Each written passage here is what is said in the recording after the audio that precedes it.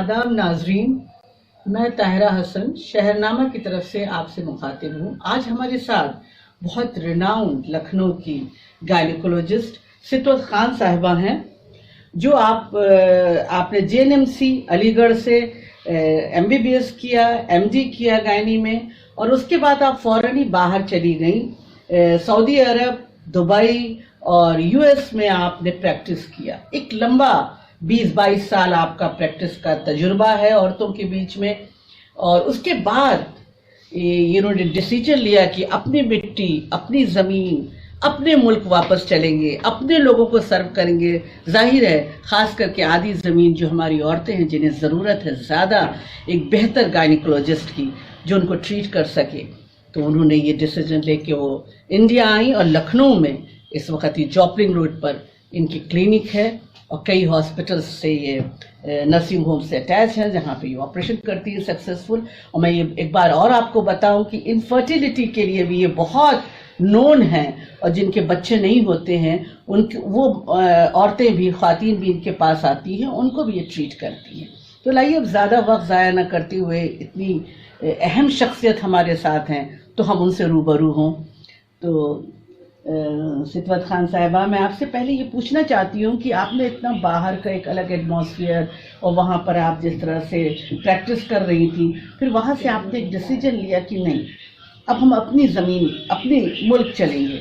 ये क्या बहुत मुश्किल डिसीजन था? शुक्रिया ताहिरा, इतना ज़बरदस्त इंट्रोडक्शन देने का। और शायद मैं सब चीज़ों के काबिल नहीं हूँ, लेकिन आपने इतना अच्छा मुझे डिस्क्रिप्शन मेरा दिया और इंट्रोडक्शन दिया। जो बस हम अपना काम कर रहे हैं, और हम जो थे MD करते ही यहाँ से चले गए थे 1990 में रियाद, और वहीं पर टर्शरी केयर हॉस्पिटल्स वगैरह में अल्हम्दुलिल्लाह काम किया सारा। और वहाँ से फिर हम लोग US गए बीच में, और फिर वापस दुबई होते हुए हम लोग वापस हिंदुस्तान आ गए। अब ये हिंदुस्तान का अरसा, मतलब हम लोग हिंदुस्तान से तकरीबन 25 से 26 साल गायब थे, और अभी आए हुए हमको 10 साल हुए हैं वापस लखनऊ। और रीज़न आने का 2-3 थे। एक तो ये था कि अपना मुल्क बहुत याद आता था, और किसी भी दिन वहाँ पर ऐसा नहीं लगा कि हम वहाँ पर सेटल हो जाएंगे। न US में दिल लगा, न दुबई में दिल लगा, सऊदीया में तो रह भी नहीं सकते थे। तो वो सोच के फिर हम लोगों ने फैसला लिया कि क्यों ना हम लोग टाइम पे वापस आ जाएं, ताकि हम लोग जो है अपना इस्टेब्लिश हो जाएं, और यहाँ पर कुछ लोगों की खिदमत हो जाए अपनी। जो लोग पैसा दे सकते हैं वो पैसा देते हैं, जो नहीं दे सकते वो नहीं देते हैं। और हम लोग कोशिश यही करते हैं कि मेरे हस्बैंड भी रेडियोलॉजिस्ट हैं, उनका अपना डायग्नोस्टिक सेंटर है, तो हम लोग यही करते हैं कि कम से कम फीस और कम से कम पैसों में सर्जरीज वगैरह करें। और अल्हम्दुलिल्लाह धीरे धीरे से काफ़ी लोगों को अब फ़ायदा हो रहा है, और बेइंतहा खुशी होती है कि जब किसी का फ़ायदा होता है, किसी के बच्चा नहीं है तो बच्चा होता है, या किसी के पास, जैसे ये कोविड का टाइम था तो बहुत से लोगों ने बिल्कुल काम बंद कर रखा था, लेकिन हम लोगों ने अल्लाह के शुक्र से काम किया और कुछ भी नहीं हुआ, आपके सामने बैठे हैं, ठीक है। और दूसरा फैसला हिंदुस्तान आने का पेरेंट्स थे, क्योंकि पेरेंट्स जो हैं वो बहुत ज़ईफ़ हो गए थे, उनको ज़रूरत थी हम लोगों की। और तीसरा बच्चे, 2 बेटियां हैं तो उनकी शादी वादी यहीं करनी थी, तो इस वजह से ये फैसले थे। बहुत मुश्किल था आना, बहुत मुश्किल था आने का फ़ैसला करना, क्योंकि वो पैसा यहाँ मैच नहीं करता किसी भी हाल में। दूसरी चीज़ ये है कि वो लाइफ नहीं मैच करती। तो दोनों जगह को कंपेयर करना एकदम हिमाकत, बिल्कुल कभी कंपेयर नहीं करना चाहिए, क्योंकि वहाँ बहुत ऐशो आराम है, सब कुछ है, लेकिन आपके अपने लोग नहीं हैं, अपनाइयत नहीं है। तो दोनों जगह को अगर आपने कंपेयर किया तो ना वहाँ खुश रह पाएंगे ना यहाँ खुश रह पाएंगे। बहुत खूबसूरत बात कही आपने सितवत। तो जी, जब आपने कोविड की बात कही तो एक सवाल मेरे जहन में अपने आप आ गया कि कोविड के वक्त में हम लोग भी देख रहे थे कि जब बिल्कुल बंद थे घर में, तो आप बराबर क्लिनिक आ रही थी और लोगों को देख रही थी। उस वक्त खासकर वो मार्जिनलाइज क्लास ही आपके पास मैक्सिमम आ रहा था, जिसको आप बिल्कुल दवा भी दे रही थी, देख रही थी। तो क्या आपको लगता है कि उस वक्त जब इतना मुश्किल दौर था, और प्राइवेट तो देखिए सरकारी अस्पताल तो चल रहे थे, लेकिन प्राइवेट क्लिनिक ज़्यादातर बंद थी। तो आपको क्या लगता है कि उस वक्त के दौर में जो आपने ये निजी लोग जो मजबूर थे, जिन्हें ज़रूरत थी, जो डॉक्टर को एक खुदा के मानिंद देख रहे थे, तो आपको कुछ सेटिस्फेक्शन भी होता है और आपको लगता है नहीं और डॉक्टर्स को भी उस वक्त बैठना चाहिए था, उनको कैटर करना चाहिए था? जी तायरा, बिल्कुल ये तो बात है कि एक्चुअली एहसास भी नहीं होता, क्योंकि हम लोगों का ये काम ही है। हम लोग, अब आप कह रही हैं तो मुझे लग रहा है कि शायद ये कोई बड़ी बात है, अदरवाइज रियली में दिल से हम लोग को कुछ भी एहसास नहीं होता। हम लोग करते जाते हैं क्योंकि ये हमारे काम में शुमार है, और पैसा तो बहुत सेकेंडरी चीज़ हो जाता है, लेकिन ये लगता है कि शायद एक फ़ोन पे दवा देने से, व्हाट्सएप पे दवा लिखने से, या किसी की बात ही सुनने से काफ़ी लोगों को रिलीफ लग जाता है। तो वो बात बहुत अच्छा लगता है, सेटिस्फाइंग होता है। और वही टाइम कोविड का था, क्योंकि उस वक्त सब अस्पताल ज़्यादातर बंद थे, डॉक्टर्स अपनी जान बचाए हुए थे, फिर भी बहुत डॉक्टर्स बहुत काम कर रहे थे, बेइंतहा काम कर रहे थे। कुछ का नाम है, कुछ का नाम नहीं है, लेकिन मैं समझती हूँ कि कोई शायद ही ऐसा हो जो अंदर छुप के बैठा था, अनलेस उसको कोविड हो गया हो। तो वही हाल हमारा था। तो हम भी क्लिनिक थोड़े ही दिन बंद किया, बाकी टाइम जितने दिन क्लिनिक बंद किया तो वो फ़ोन पे, व्हाट्सएप पे पूरा इलाज चल रहा था। और जिनकी सर्जरीज करनी थी, जिनकी डिलीवरीज करनी थी, तो वो लोग का हम RT-PCR करा के और हम लोग कर रहे थे। कुछ तो 2-3 लोग ऐसे थे जो कोविड पॉजिटिव भी थे, RT-PCR पॉजिटिव आया था उनका। वो बेचारी बाहर से पेशेंट आई थी, गांव से, सुल्तानपुर वगैरह कहीं से आई थी, उनके पास के गांव से। तो वो बहुत परेशान थी, तो उनका फिर हमने किया, क्योंकि वो जबकि पॉजिटिव थी, तो उसको पहले 1 हफ्ता 10 दिन का वक्त दिया ताकि उसका थोड़ी इन्फेक्टिविटी कम हो जाए। और फिर हम लोगों ने किया, वही सब पहन के अपना PPE किट जो कहलाता था, वो सारी चीज़ें वही पहन के कई ऑपरेशंस एक्चुअली PPE किट में करे। तो ये तो काम था, और अल्हम्दुलिल्लाह हम लोग बचे रहे इन सब चीज़ों से। बहुत डॉक्टर्स बहुत अफेक्ट भी हुए, लेकिन ये है कि और बहुत सारे केसेस किए, एक नहीं, उस ज़माने में बहुत सारे केसेस किए, और सिर्फ डिलीवरी सिजेरियंस ही नहीं, बल्कि 1-2 लोगों के बच्चे अब नॉर्मल थे, तो वो उनको अगर छोड़ देते तो वो बच्चे अब नॉर्मलिटीज़ बढ़ती चली जाती हैं, और फिर वो बच्चे मतलब उनकी अबॉर्ट नहीं करा सकते थे। तो इस तरह के भी हादसा बीच में काफ़ी वाक़े आए, लोगों ने फ़ोन कर के बुलाया और बताया। तो ये सारे काम किया, और ये वाकई में बहुत ही सेटिस्फाइंग लगता है। लेकिन हम लोगों को एक्चुअली कुछ नहीं लगता, ये लगता है कि हमारा काम था जो हमने किया। अब आप कह रही हैं तो लग रहा है कि लेकिन रियली दिल से ये ऐसा लगता है कि ये हमारा काम था और हम करते रहे अपना। ठीक है, थोड़े बहुत पैसे भी लिए उन लोगों से जो हो सकता था, जिसके पास थे दिया, जिसके पास नहीं था नहीं दिया। बहरहाल फ़ोन पे एक भी कंसल्टेशन पेड नहीं था हम लोगों का। बहुत लोग कहते थे कि आप ऑनलाइन कंसल्टेशन पेड कर दीजिए, हमने कहा नहीं। और जिससे सिर्फ गायनी का ही नहीं था, बल्कि उस जमाने में तो कोविड का भी इलाज बहुत चल रहा था। बिल्कुल बिल्कुल। और क्योंकि हमारे सन इन लॉ भी मेदांता में कार्डियोलॉजिस्ट हैं, तो हमसे नहीं होता था तो हम दानिश के पास भेज देते थे, तो वो बेचारे मेदांता में करते थे हेल्प। तो अल्लाह का शुक्र है, बहुत से अब जो लोग कहते हैं कि हमें ये हो गया था, आप लोगों ने ये हेल्प की, जिस जहाँ भी जाए लोग कहते हैं, तो बड़ा अच्छा लगता है, उनका शुक्रिया कहने को दिल जाता है। लेकिन उस वक्त वाकई नहीं एहसास होता था, आज भी एहसास नहीं है कुछ भी, क्योंकि ये हम लोग के काम में शुमार है ये। तो ये नहीं, वाकई मैं कहती हूँ कि सितवत खान साहिबा और जितनी भी गायनिकोलॉजिस्ट थी, क्योंकि देखिए बच्चों की डिलीवरी का टाइम तो बढ़ाया घटाया नहीं जा सकता। उस कोविड वक्त में भी जो पॉजिटिव थी हमारी बहनें, उनका भी उन लोगों ने ऑपरेशन किया, ट्रीट किया, तो इनको सलाम है। और सितवत खान साहिबा ने जैसे बताया कि इनके हस्बैंड भी रेडियोलॉजिस्ट हैं, और इनके दामाद जो है मेदांता में कार्डियोलॉजिस्ट हैं। तो जाहिर है ये फैमिली जो एक डॉक्टर्स की है, उस वक्त कोविड के वक्त में इन्होंने काफ़ी लोगों का मिलजुल के उनकी हेल्प किया। तो ये सोसाइटी के लिए भी एक बहुत बड़ी चीज़ है, और सोसाइटी हमेशा इसको सितवत साहिबा याद रखेगी। और मैं एक सवाल आपसे जो नेक्स्ट पूछना चाहती हूँ कि जो आप वहाँ पर एज ए गायनिकोलॉजिस्ट वर्क कर रही थी, वहाँ और यहाँ में क्या कुछ फ़र्क है कि नहीं, ऐसे ही औरतों का यही मामूल वहाँ भी इसी तरह का प्रॉब्लम, इसी तरह की? क्योंकि देखिए औरतों में जो बहुत सी चीज़ें हैं हम लोग देखते हैं, जो गायनी की आप देखती हैं वो तो है ही है, लेकिन कुछ डिप्रेशन वगैरह का भी इधर बढ़ा है। क्या उस दौर में भी ऐसा था कि औरतों में डिप्रेशन का कुछ था? ये बहुत अच्छा सवाल है, क्योंकि मुझे इतना एक्सपीरियंस है दोनों जगह का।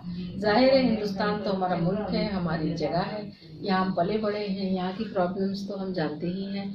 और हमारा तो करीब जो भी समझ लीजिए जितनी उम्र है उतना औरतों का ही साथ है, तो और तो किसी के तो लेडीज का ही था। और वहाँ का एक्सपीरियंस हाँ ज़रूर काफ़ी लोगों को नहीं होगा। बिल्कुल। तो मैं इस प्लेटफॉर्म पे ये बताना चाहूँगी कि जितना हम लोग को लगता है कि ऑप्रेस्ड है वहाँ की लेडीज़, सऊदी लेडीज़ या दुबई की लेडीज़, तो ऐसा नहीं है, ऐसा नहीं है। क्योंकि वहाँ पर यह है कि उनका इस्लामिक वे था जिसमें उनका लाइफ स्टाइल वैसे ही था। और सारे ही अमेरिकन्स भी अबाया पहनते थे, अंदर वो भी इंतहा अच्छे कपड़े पहनती थी, बाहर निकलती थी तो एक अबाया गाउन डालती थी जो अमेरिकन्स भी डालते थे, सर ढकती थी। लेकिन औरतों की महफिल में बहुत ज़बरदस्त उनके कपड़े और सब जेवरात और पैसे की तो देखिए वहाँ इफरात है ही है। वो तो एक इकोनॉमिक एस्पेक्ट तो वहाँ है ही नहीं कोई प्रॉब्लम। सबके पास अपने ड्राइवर्स थे, अपनी गाड़ियाँ थी, सब आती थी। हाँ थोड़ा सा एक और वहाँ का और यहाँ में ये है कि वहाँ एक मतलब उनकी पॉपुलेशन इतनी कम है कि वो लोग चाहते हैं कि वहाँ पर ज़्यादा बच्चे हों। तो वहाँ ये होता था कि मतलब हर लेडी से एक्सपेक्टेशन होता था कि वो साल 2 साल में फिर प्रेग्नेंट हो जाए। तो वो एक इशू उन लोगों के साथ होता था कि और प्रेग्नेंट्स हो और फिर नॉर्मल डिलीवरी हो।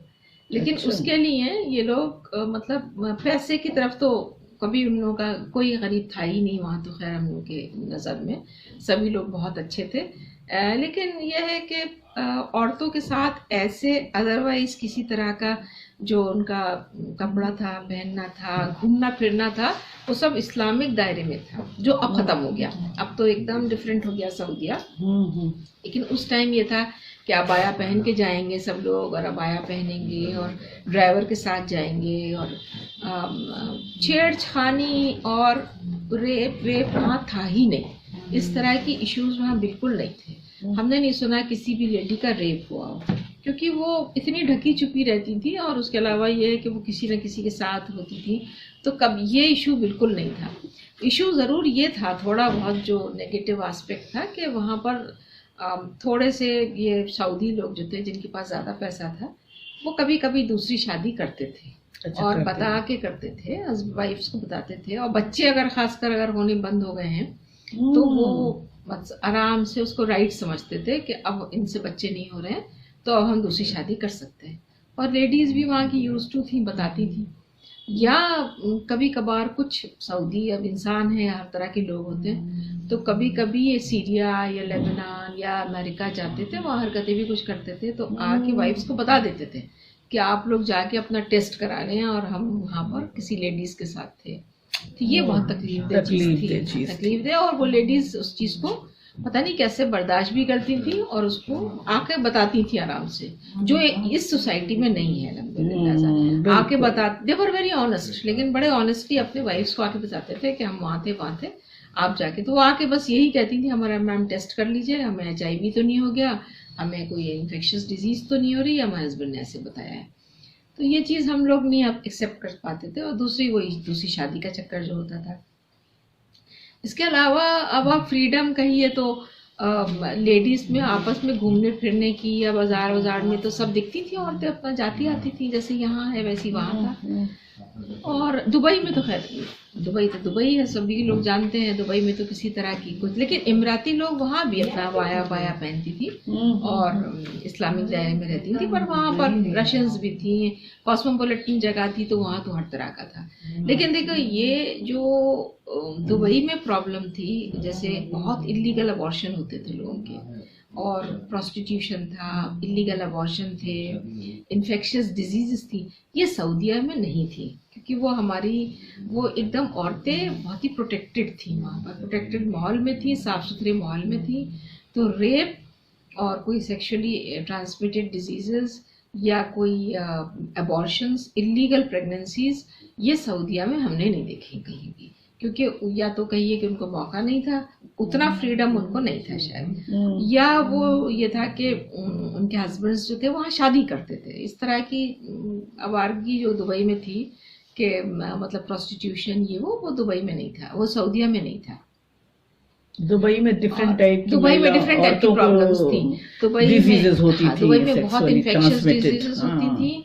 और दुबई में ये भी रेप तो नहीं सुना, लेकिन हाँ अबॉर्शंस के लिए बहुत लोग आते थे इलीगल, क्योंकि वही प्रेगनेंसी हो जाती थी फिर अबॉर्ट कराइए, ये उससे फिर रिलेटेड जो कॉम्प्लिकेशंस होते थे, कभी सेप्टिक हो गया, कभी क्योंकि अलाउड दुबई में भी नहीं था तो उल्टा सीधा डॉक्टर्स के पास जाते थे तो कुछ करते थे, तो वो सब इश्यूज वहाँ थे, तो सऊदीया में नहीं थे ऐसे।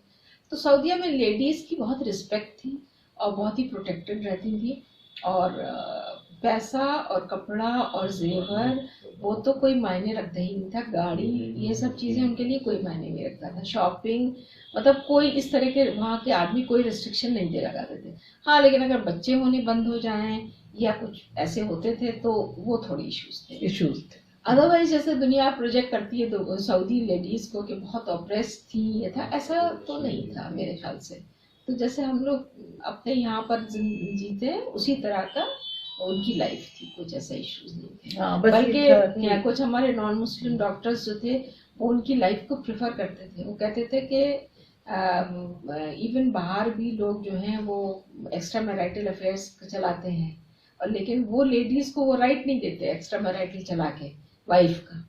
यहाँ तो शादी कर लेते हैं तो फिर वाइफ का राइट मिलता है उनको, उनसे बच्चे होते थे उनके, और दोनों बीवियां साथ रहती थी। कुछ उनकी सोसाइटी ऐसी थी, सबके बच्चे बड़े दोस्त होते थे आपस में, तो ये सब चीजें वहाँ की थी। हाँ थोड़ा डिफरेंट था। और यहाँ की अगर आप पूछो तो यहाँ की लेडीज में ठीक है, यहाँ तो हर तरह का माहौल है, खुला है, उस जिस हिसाब से यहाँ फ्रीडम है उतनी लेडीज ऑप्रेस नहीं है यहाँ पर मैं कहूँगी। लेकिन ये है कि जो प्रॉब्लम्स हम देख रहे हैं यहाँ पर वो ये है कि जो डिजीजेस हैं लेडीज की वो सब लेडीज छुपा के रखती हैं, बताती नहीं है क्योंकि बुरा समझा जाता है। अभी तो एक पेशेंट आई थी बिल्कुल कोलैप्स्ड और उसके नीचे इन्फेक्शन हुआ, उसने डर के मारे किसी को बताया नहीं, हस्बैंड को भी नहीं बताया, पेरेंट्स को भी नहीं बताया, और वो बिल्कुल शॉक में थी। वो करीब 25 दिन ऋषि हॉस्पिटल है उस आईसीयू में रही है और अभी भी उसके बेइंतहा इन्फेक्शन है। अब उसका आगे का क्या उसका कैरियर होगा, बच्चे होंगे नहीं होंगे, उस बेचारी ने, और उम्र खाली उसकी करीब 20-21 साल की बच्ची है, तो वो बेचारी जब यहाँ आई तो कोलैप्स थी। तो उसके हस्बैंड ने बताया कि मैडम पस बह रहा है, तब पता चला ये इन्फेक्शन था। उसकी माँ ने भी कहा कि कभी हमसे भी जिक्र नहीं किया। तो यहाँ ये एक थोड़ा इशू है। हाँ। और उसके अलावा ये है कि दूसरी इशू मैंने देखा कि यहाँ पर जैसे अक्सर आदमी जो है वो अपर हैंड है यहाँ पर आदमियों का बहुत, चाहे कोई सोसाइटी हो, और स्पेशली जो मिडिल और लोअर मिडिल में तो शादी करते हैं चले जाते हैं और बीवियों को यहाँ खिदमत के लिए छोड़ते हैं, सासों के इन-लॉज के लिए। बहुत रूटीन है यहाँ पर ये। और फिर आते हैं कि बेबी नहीं हो रहा, तब पता चलता है कि डॉक्टर साहब हम तो यहाँ रहते ही नहीं, इंडिया में भी हम तो नहीं रहते हैं, हमारा भाई अपाहिज है तो उसको कौन देखेगा, हमारी बूढ़ी माँ की खिदमत कौन करेगा। तो उस चक्कर में वो औरतें रहती हैं। फिर ये जब इनफर्टिलिटी होती है, पता चला साथ ही नहीं है, तो फिर उनका तो वो सब ऑपरेशन में ही है कि भाई अपने हस्बैंड के भी साथ नहीं रह सकते। और हाँ बहुत है औरतों का तो बहुत ऑपरेशन है, बहुत बेचारी, मतलब एक एक टेस्ट के लिए भी जो भी टेस्ट बताते हैं तो पहले वो हस्बैंड पहले अप्रूव करेगा तभी हो सकता है, क्योंकि इकोनॉमिक इंडिपेंडेंस भी नहीं है। अगर इकोनॉमिक इंडिपेंडेंस है तो भी आदमी जो है वो अपना एक कंट्रोल करता है, फाइनेंशियली कंट्रोल। और फिर लखनऊ के इलाके में तो ये भी देखा है कि सासों का बहुत रोल होता है, बहुत मदर इन लॉज का रोल होता है। जाहिर है आपके पास तो काफी इस तरह की पेशेंट्स आती हैं, वो लेके आती हैं यहाँ पर, वही कंट्रोल करती हैं, वो सब बताती हैं। बेटे लड़का आता भी है तो उसको बाहर बैठाती हैं। वो नहीं है कि हस्बैंड वाइफ नहीं, हम मतलब ये चीज़ यहाँ है, ये हायर सोसाइटी में भी है यहाँ पर, हायर सोसाइटी में। और लोअर सोसाइटी में तो देखिए इकोनॉमिक ही इतना है, इतना पैसा ही नहीं होता है। बेचारे दवा लिख दो, 2 से 3 दवा लिख दो तो घबरा जाते हैं कि कैसे डॉक्टर साहब खरीदेंगे।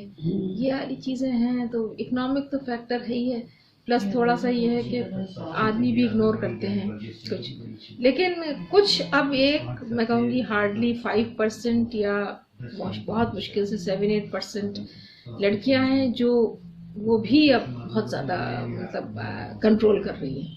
वो डिफरेंट टाइप का है सेक्टर। उसमें हायर सेक्टर, हायर क्लास में समझ लीजिए, तो वो भी बहुत कंट्रोल, मतलब कि नहीं चाहिए प्रेगनेंसी, मतलब वो तलाक को हाथ में लिए घूमती है एक्चुअली, डिवोर्स को। दोनों तरह के, क्योंकि आप तो तीनों तरह की सोसाइटियों में वो लेके घूमती है कि नहीं डॉक्टर साहब हमें नहीं चाहिए बच्चा, हमें पिल्स लिख दीजिए, हम खाते रहेंगे, और नहीं प्रोड्यूस करती हैं चाहे कोई कितना कुछ कर ले।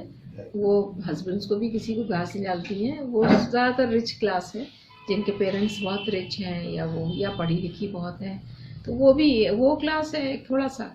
और वो भी एक तरह से देखिए सेटिस्फाइड तो वो भी नहीं है, खुश तो वो भी नहीं है, खुश तो वो भी नहीं है लड़कियां, वो खुश नहीं, क्योंकि वो उन पे भी कांस्टेंट इस तरह के, ये नॉर्मल लाइफ है नहीं कि भाई या तो आप दबा दबू दे सबको और हमें ये नहीं करना वो नहीं करना, और या फिर आप बिल्कुल ऑप्रेस्ड हैं यहाँ पर। तो नॉर्मल लोग मुझे कम ही दिखते हैं जो मतलब दोनों साइड से बैलेंस करते हैं। तो ये है। तो हाँ जी, इसी तरह। और अगर बच्चा नहीं हो रहा है तो ज्यादातर लेडीज को ही यहाँ पर भी ठहराया जाता है, ब्लेम करते हैं। अगर हस्बैंड से कहो कि अपना टेस्ट करा लो तो 2-4 मतलब 5-6% होंगे जो खुशी से कराएंगे, अदरवाइज वो लड़कियां खुद कहती हैं कि मैम पहले हमारा ट्रीटमेंट कर दीजिए, अगर नहीं होगा तब ये कराएंगे। तो ये चीज़ है, जबकि मेल इनफर्टिलिटी 40% रिस्पॉन्सिबल होती है इनफर्टिलिटी के लिए। तो ये चीज़ें हैं, हम तो रोज़ ही लड़कियों को देख रहे हैं, और यहाँ पर आती हैं बच्चियाँ, सब चीज़ शेयर भी करती हैं हम लोगों से। तो थोड़ा सा है डिफरेंस, तो है डेफिनेट डिफरेंस है। ये कह लीजिए कि वुमेन एम्पावरमेंट हो गया, कुछ हो गया, तो बहुत कम, एक handful of women are able to take their own decision. ज्यादातर जो हमारी बहनें हैं वो अभी भी ऑप्रेस्ड है, या तो डायरेक्टली इनडायरेक्टली, मतलब ऑल ओवर एवरीवेयर। मतलब ये है कि थोड़ी ठीक है, आदमियों की भी अपनी प्रॉब्लम्स होंगी, लेकिन लेडीज़ की थोड़ी इकोनॉमिक इंडिपेंडेंस की वजह से या वीकर सेक्स है, तो थोड़े से इश्यूज तो यहाँ होते हैं। और जो एक और तबका है जो शायद आप लोग नहीं उससे वाकिफ होंगे, लड़कियां हैं जो बाहर से आई हैं, टीनेजर्स हैं या 20-21 साल की हैं, छोटी मोटी जॉब्स पे लगी हैं, ये सुपर मार्केट्स में, इसमें उसमें, इनका भी इंतहा एक्सप्लॉयटेशन है। ये बहुत इनका एक्सप्लॉयटेशन है, क्योंकि ये लोग जो हैं ये रहती हैं यहाँ कमरों में, हॉस्टल्स में, और फिर इनके साथ हर तरह के काम होते हैं, और फिर लड़के लेके आते हैं कि हाँ मैम शादी करेंगे, फियांसी है, अबॉर्शन है, ये है वो है, सारी चीज़ें। फिर वही लड़की आती है कि नहीं मैम उसने मना कर दिया शादी करने से। 10-10 साल साथ रह के ये लोग छोड़ के और फिर वो जाते हैं दूसरे लोगों के साथ। तो ये बच्चियां जो हैं, ये सबसे ज़्यादा मुझे तरस आता है इन पे कि ये लोग बस छोटी सी वो वाला एरिया देखती हैं कि इस वक्त हमारे पास बहुत कुछ है, लेकिन फिर आगे जो है इनकी लाइफ कुछ नहीं होती है। तो एक तरह से ये नॉर्मल लाइफ ये भी नहीं है। वो लोग इंडिपेंडेंट हैं, वो लोग आती हैं अपना थोड़ा बहुत पैसा कमा रही हैं, लोगों से मिल रही हैं, जुल रही हैं, बॉयफ्रेंड्स हैं, सब है, but then end of the day यही लोग सफ़र कर रही हैं, क्योंकि इनको स्टेबिलिटी तो नहीं मिल रही कहीं से। ये चीज़ एक मुझे लगता है जो यंग लड़कियां हैं आपके इस इंटरव्यू से निकल के आएगा, और हम भी चाहेंगे कि हमारी गवर्नमेंट भी इसको देखे कि इस तरह की जो लड़कियां काम कर रही हैं, चाहे वो शोरूम्स में कर रही हैं या इस तरह से जो मॉल में कर रही हैं, यंग गर्ल्स जो गांव से हमारी आई हैं निकल के अपनी लाइवलीहुड अर्न कर रही, उनके लिए कुछ काउंसलिंग का भी एक सेंटर हो जहाँ पे इनकी उसमें काउंसलिंग की जाए, उन्हें बताया जाए, समझाया जाए इन चीज़ों को, जिससे उनका एक्सप्लॉयटेशन रोका जाए। और वहाँ पे गायनिकोलॉजिस्ट भी जाए, उनको भी बुलाना चाहिए कि वो अपना एक उनके साथ बैठ के बातचीत करें, उन्हें समझाएं।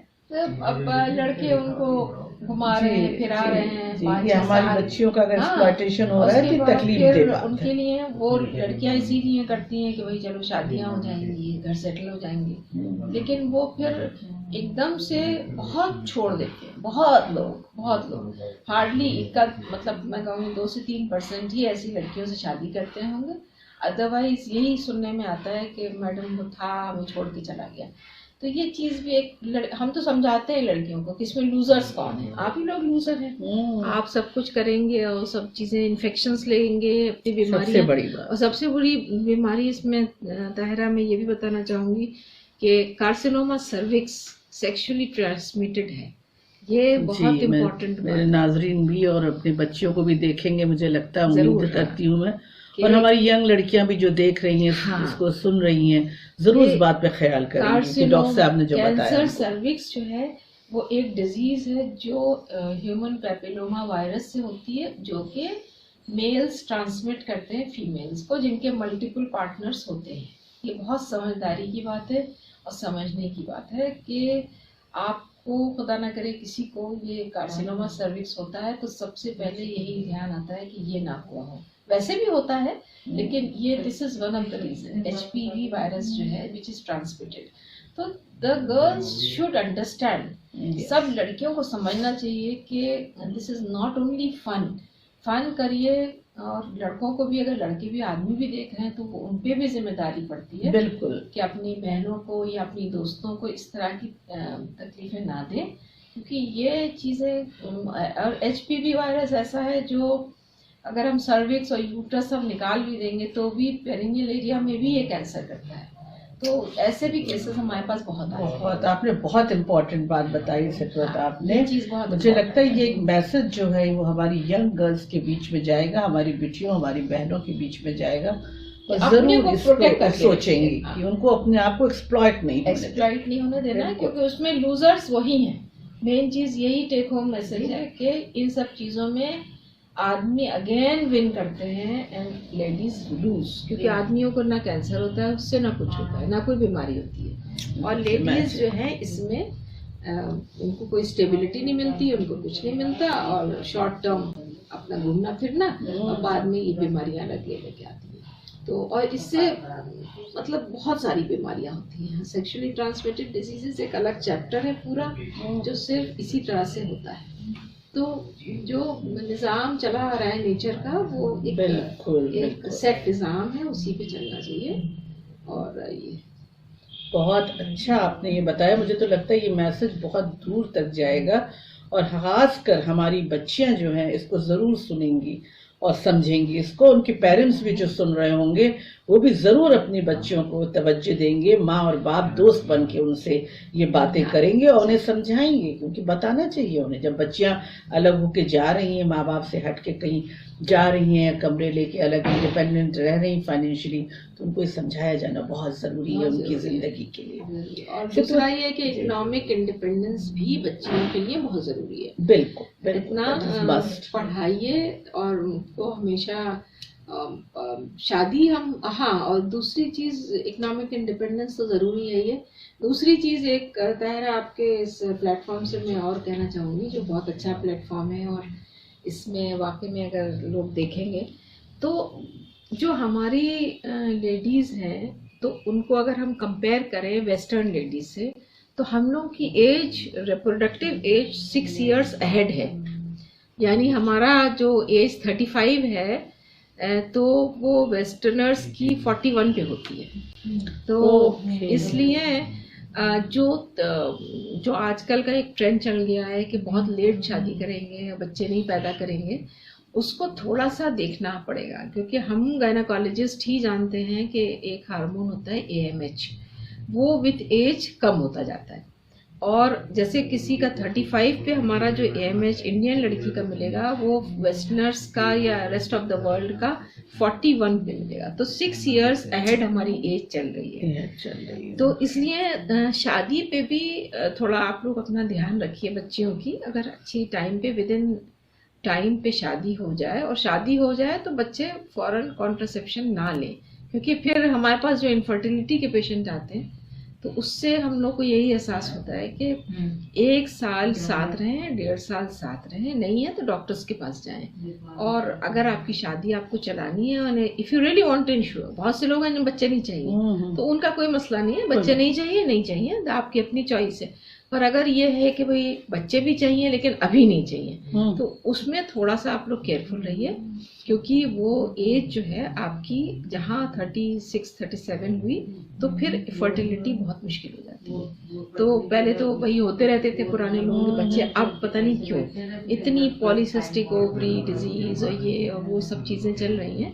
तो इसमें थोड़ा सा एक आपका मसला आ जाता है। तो ये भी एक पेरेंट्स के लिए टेक होम मैसेज है कि अगर शादी करनी है तो पढ़ा लिखा के रीजनेबल करके तो शादी करें, और अगर बच्चा चाहिए तो बहुत से लोग हैं जिनको शादी नहीं करनी, जिनको बच्चे नहीं चाहिए, फाइन, कोई बात नहीं है। जो डिसीजन है लड़की का वो फाइनल होना चाहिए, जो भी वो सोच रही है उसका डिसीजन फाइनल है, उस पर कोई फोर्स नहीं कर सकते आप कि शादी करो। लेकिन अगर कोई ऐसा है जो सेटल डाउन करना चाहता है तो करे, और एक अगर बेबी चाहता है तो फिर उसके लिए 35 से पहले कोशिश करे कंसीव करने की, तो उसमें हेल्दी बच्चे भी होते हैं और इजीली हो भी जाते हैं। जहाँ 40 एज आती है ना फिर मुश्किल हो जाता है। तो इसीलिए सब IVF सेंटर्स फ्लरिश कर रहे हैं तमाम, इसीलिए ये सब चीज़ें हो रही हैं। तो ये और बच्चियों को मैं बोले ही जा रही हूँ, लेकिन बहुत अच्छा, बहुत इंफॉर्मेटिव आप बता रही हैं ये माओ के लिए, बच्चों के लिए कि अगर उनको सेटल होना है और बच्चे उनको पसंद है तो 35 तक they should go for that. और दूसरा एक पॉइंट बहुत इंपॉर्टेंट ये है कि जो भी बच्चियां हैं उनको 10 साल की उम्र से आप कंट्रोल करिए।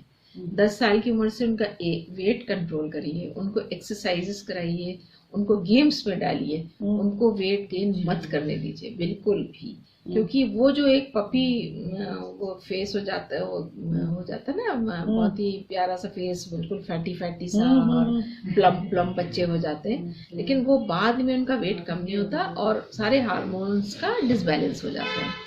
तो उसके लिए थोड़ा सा बच्चियों को, स्पेशली लड़कियों को, उनके हम जो देख रहे हैं कि वो मतलब 10 साल की उम्र से बच्चों को आप खाने को भी फोर्स मत करिए, और उसके अलावा बहुत ज़्यादा अच्छा मतलब हेल्दी डाइट बच्चियाँ लें और खूब एक्सरसाइजेस करें, तो उनका आगे का मुस्तकबिल अच्छा रहेगा। क्योंकि पॉलीसिस्टिक ओवरीज का शुरुआत उसी उम्र से हो जाती है और फिर वो बढ़ जाती है। ओके, पॉलीसिस्टिक, तो इसमें एक्सरसाइज, गेम्स, खेलना कूदना और स्ट्रेस फ्री, बच्चों को, लड़कियों को स्ट्रेस मत दीजिए। स्ट्रेस देने से सारी फंक्शंस डिस्टर्ब हो रहे हैं और उससे जो है वो मतलब पॉलीसिस्टिक ओवरीज बहुत हो रही है आजकल। तो पॉलीसिस्टिक के यही सब हैं, पीरियड्स नहीं आ रहा है, फेस पे हेयर ग्रोथ हो रही है, वेट गेन हो रहा है, ये सब चीज़ें हैं जो थोड़ा सा मुश्किल लगता है। मुझे लगता है कि औरतों के लिए तो आपने, और ख़ासकर माओं के लिए कि वो अपनी बच्चियों को कैसे देखें, बहुत खूबसूरत तरीके से बताया सितवत साहिबा। अब मैं आपसे एक आखिरी सवाल ये पूछना चाहती हूँ कि आपका कोई ऐसा एक मोमेंट जहाँ आपको लगा हो कि हाँ बहुत खुशी हुई हो कोई ऐसा केस करके? हाँ, बहुत सारे हैं, बहुत सारी चीज़ों में खुशी मिलती है हम लोगों को, तो सब जैसे इनफर्टिलिटी का ही कोई केस है तो आपने बहुत ज़्यादा हम लोग को तो मतलब बेहद खुशी होती है ऐसी चीज़ों में कि जैसे मतलब अभी हमारी एक पेशेंट थी, उनके करीब 10 साल बाद ट्रीटमेंट से माशाल्लाह उसने कंसीव किया और उसकी प्रेगनेंसी हुई, प्रेगनेंसी भी ठीक ठाक चली माशाल्लाह, उसके गोद में आई, बच्ची आई। और ये बच्चे तो जब भी हम किसी को हैंड ओवर करते हैं तो बहुत खुशी होती है हमको। जब इस वक्त बच्चा देते हैं तो हम ही लोग जानते हैं कि हमको कितना अच्छा लगता है, और जो उनके चेहरे पे मुस्कान होती है, खुशी होती है, और जो हम लोग की होती है वो एक बिल्कुल अलग से एक्सपीरियंस है। लेकिन इसके अलावा भी बहुत सारी चीज़ें हैं, ये तो खैर प्रेगनेंसी और उसके बारे में तो सब जानते हैं, खुशियाँ, और बहुत इनफर्टिलिटी के बाद किसी का प्रेगनेंसी टेस्ट पॉजिटिव आता है तो जो उनके चेहरे पे खुशी होती है या जो हम लोग एक्साइटेड होते हैं वो बहुत ज़्यादा खुशी की बात होती है, क्योंकि वो लोग इतने दिन से उसको एस्पायर कर रहे होते हैं और उसका होता है। लेकिन इसके अलावा भी जो हमारी और डिजीज़ भी हैं, जैसे बहुत सारी डिजीज़ होती हैं जिसमें हम लोग ऑपरेट करते हैं और ठीक हो जाते हैं, हर चीज़ में तो खुशी मिलती है बहुत ज़्यादा। बहुत जो दूसरा कोई खुश होता है इतनी मुसीबत से वो निजात पाता है तो हम लोग को भी तो बहुत खुशी होती है। और एक इंसिडेंट तो खैर अभी याद है कि वो बेचारी बड़ी गरीब औरत थी, वो पास में ही रहती हैं, तो उनकी एकदम फ़ोन आया कि बच्चा जो है वो घर पे हो गया है और वो पहुंच भी नहीं पाई थी। तो खैर उसको गाड़ी भेज के वहाँ बुलवाया, तो यहीं पर इसी क्लिनिक में उसकी बच्ची बाकायदा प्लेसेंटा के साथ वो आई थी यहाँ पर। तो खैर उसको देखा भाला ही, उसकी स्टिचिंग की बच्ची की, और ज़ाहिर है उससे पैसा भी लेने का कोई सवाल नहीं था। तो इस तरह के इंसिडेंट्स जो हैं वो और ज़्यादा हम लोग को अच्छा लगते हैं कि किसी के जो होता है कि जब वो बेचारा रो के शुक्रिया कहता है तो बहुत ज़्यादा वो लगता है कि बस ठीक है, ज़िंदगी सफल है, इसीलिए हम लोगों ने कुछ काम किया। तो अभी ये किस्सा हुआ था, यही पर आई थी, शहनाज नाम है उस लड़की का। तो बेचारी वो घर पे ही डिलीवरी हो गई थी, यहीं पर रहती है वज़ीर हसन रोड पे। तो आई तो खैर उसकी स्टिचिंग वगैरह, हॉस्पिटल भी नहीं ले गए उसको, यही सब करा। तो बेचारा बहुत ही खुश था। ये इस तरह की चीज़ें बहुत आपको, आप लोग तो खैर सोशल वर्क में माशाल्लाह है ही है, हम लोग तो थोड़ा बहुत करते हैं, लेकिन किसी को खुशी दे के खुशी ही होती है। बिल्कुल बिल्कुल सही। चाहे आप जैसे प्रॉब्लम सॉल्व करती हैं लेडीज की, सबको, तो किसी का मसला मसाइल हल होता है तो खुशी होती है, तुम्हें खुशी होती है, हमें भी खुशी होती है, वही हाल है। नहीं बिल्कुल कोशिश करते हैं, बाकी अल्लाह वाला। बहुत बहुत बहुत शुक्रिया सितवत खान साहिबा, आपने इस बिजी शेड्यूल में हमें इतना वक्त दिया, शहनामा को वक्त दिया आपने अपनी बात रखने के लिए। और हम सब जानते हैं कि सितवत साहिबा जो है बराबर जो नीडी लोग हैं, जो ऑपरेस क्लास के लोग हैं, उनको फ्री देखती है, यहाँ तक वो अपने हॉस्पिटल में अपना ऑपरेशन तक का चार्ज नहीं लेती है। तो जाहिर है इनके साथ बहुत सी दुआएं हैं और हम सब फख्र करते हैं कि आज हम इनके साथ बैठे हैं, इनसे बात की, इतनी इंफॉर्मेटिव बातें इन्होंने बताई। मुझे लगता है कि माँओं के लिए, बच्चियों के लिए, जो हमारे नाजरीन सुनेंगे और जो सुन के दूसरों को भी बताएंगे, मुझे लगता है उससे बहुत बेनिफिट होगा एक दूसरे को। बहुत बहुत शुक्रिया। बहुत बहुत शुक्रिया।